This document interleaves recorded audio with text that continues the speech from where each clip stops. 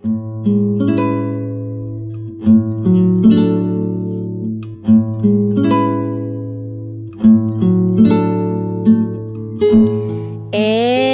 now, it's time for DJ Rocky's Secret Files. Babae ako, pero babae rin ang gusto ko. Hi DJ Rocky. Hindi ko alam kung saan ako magsisimula. Nung bata pa lang ako, ipinangako ko na sa sarili ko na magmamahal ako ng kagaya ni Papa. Yung mabait, masipag, at napakabuti.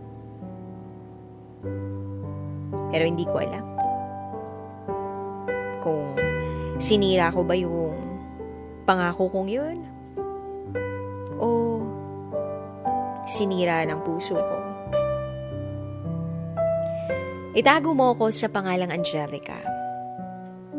At ito, ang aking secret file. Maraming mga nagpaparamdam sa aking mga lalaki noon. Sobrang stricto lang talaga ni Papa pagdating sa akin. Unika iha kasi ako. One night, naboring ako. Sakto meron akong load. Nanghula ako ng cellphone number. Tinawagan ko. At ang hindi ko akalain, ang sasagot pala sa kabilang linya ng inimbento kong cellphone number ay lasing. Well, hindi ko na inintindi kasi nga trip ko lang naman. Pero paggising ko ng umaga, may nag-text sa akin. Natuwa ako kasi for the very first time, may nag-text sa cellphone number ko. At ang sabi, sino ka raw? Bakit ka tumawag sa number na to? Medyo na-curious ako kaya nasabi ko baka isa to sa mga napagtripan ko na tawagan nung gabi. Kaya dali-dali akong tumakbo sa tindahan. Nagpaload ulit. Nag-reply ako ng, Angelica ang pangalan ko. Na-wrong call ako kagabi, pasensya na. 2 days ang lumipas bago siya mag-reply. At ang sabi, ganun ba? Tropa niya to, nakitext lang siya. Maika ang pangalan ko. Then sabi ko, ay babae. Pero okay lang. Malay ko ba kung maging best friend ko pa? Lumipas sa mga araw, lagi na kami magka-text at lagi na kami magkatawagan. Dumating pa sa puntong niloloadan ko siya para lang hindi maputol ang communication namin. Hanggang sa na-curious ako sa kanya, sabi ko, gusto ko siyang makita. So, ibinigay niya sa akin yung Facebook account niya. Sakto, magko-computer kami ng best friend ko noon na allergic sa mga lalaki noon. So, nung tinype ko na yung pangalan niya sa FB, hindi ko alam kung ba't ako kinabahan. At nang makita ko ng profile niya, ang cute-cute niya. Ang ganda-ganda niya sa paningin ko. At habang tinitingnan ko siya, para bang nai-inlove na ako.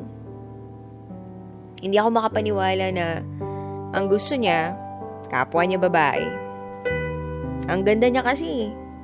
Maputi, chinita, medyo chubby. So tumagal ng tumagal ang aming komunikasyon. At yun na nga, na-in-love na ako sa kanya. Hindi ko alam kung bakit sa tuwing magko-computer ako, hindi kompleto yung araw ko kapag hindi ko siya nakikita kahit sa picture lang. Kaya lang may nalaman ako. In a relationship siya sa iba. Nasaktan ako. Dinaig ko pa iniwan ng boyfriend sa paghagulgol ko. Then, hindi ko na namamalayan, nakaka-chat ko na yung girlfriend niya. Kasama niya raw si Micah, magkatabi raw sila palagi pag nagkakausap kami. Nawalan ako ng gana sa nalaman ko. Kasi nga, in love ako eh. Hanggang sa hindi na ako nakapagpigil ng sarili.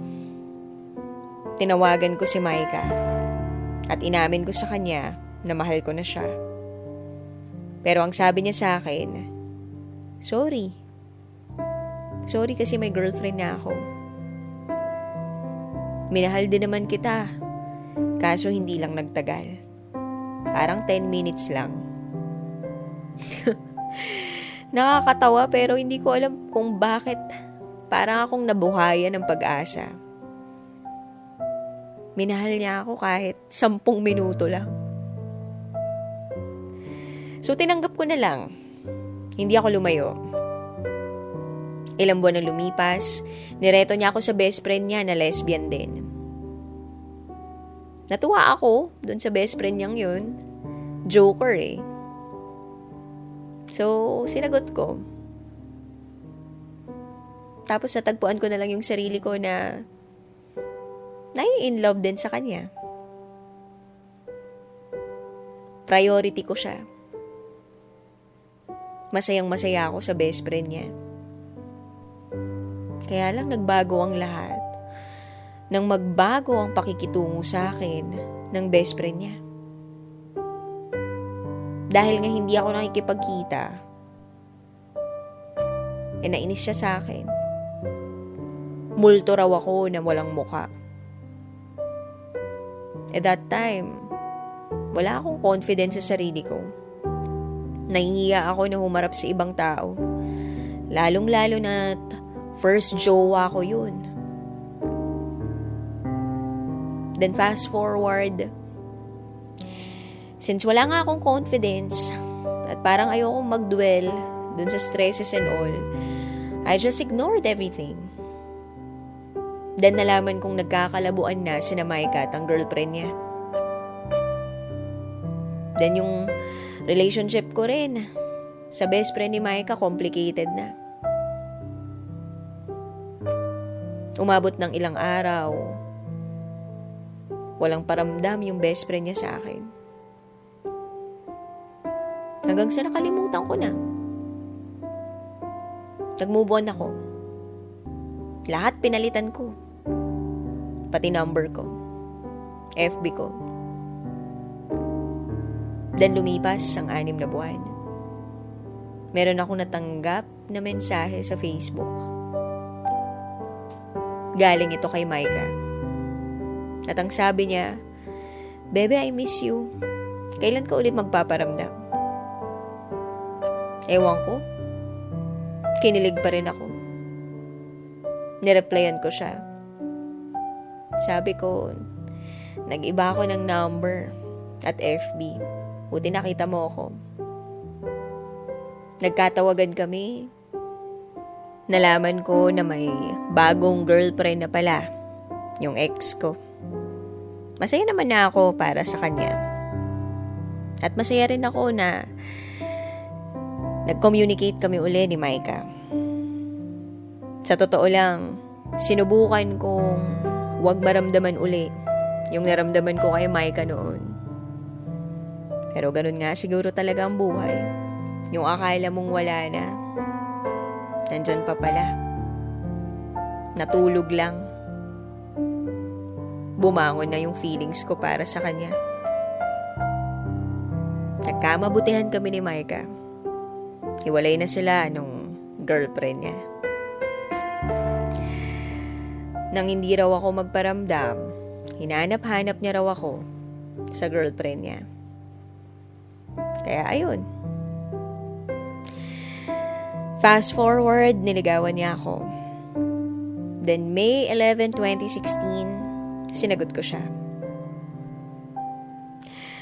December 25, 2017, first meet namin. Yes, DJ Rocky. Naging kami nang hindi nagkakakitaan in person. Ilang buwan pa, umabot pa ng Mahigit 1 taon bago kami nagkita. Ang ganda-ganda niya sa personal. Pogi na maganda actually. Ang lakas ng dating niya. Then, syempre, may mga impormasyon tungkol sa buhay ko na hindi ko naman talaga sinabi ng totoo. Through text, call, or messenger. Kaya nagtapat na ako sa kanya nung nagkita na kami in person. Na hindi talaga ako taga-Caloocan. Na taga-Antipolo ako. Then sabi niya, okay lang. At least, nagsabi raw ako ng totoo sa kanya. Grabe, kilig na kilig ako noon. Then lumipas pa ang ilang mga araw, ipinakilala ko na siya sa mga magulang ko. Medyo hindi nga lang siya tinanggap ng maayos ng papa ko kasi nga lesbian siya. Mas maganda pa sa akin na klase ng lesbiana. Komento nga ng tatay ko, magjojowa na nga lang ako, mas maganda pa sa akin. Tama naman sila eh. Pero anong magagawa ko? In love ako, tinamaan ako sa isang lesbiana na mas maganda pa sa akin.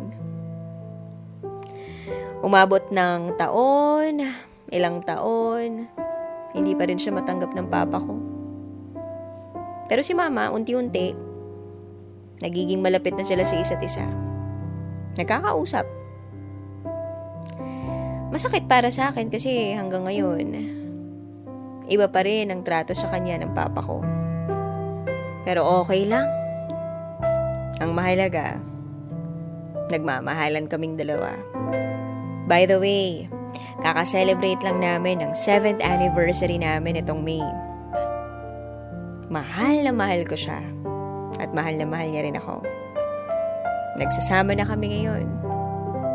Mahirap pero kinakaya namin. Ano pa man si Maika, mahal ko siya. Kahit anong iba to sa amin ng mga tao, mahal namin ang isa't isa. Hindi kaya masayang manira ng ibang tao. Kung tutuusin nga kaming mga lesbian, seryoso kaming magmahal.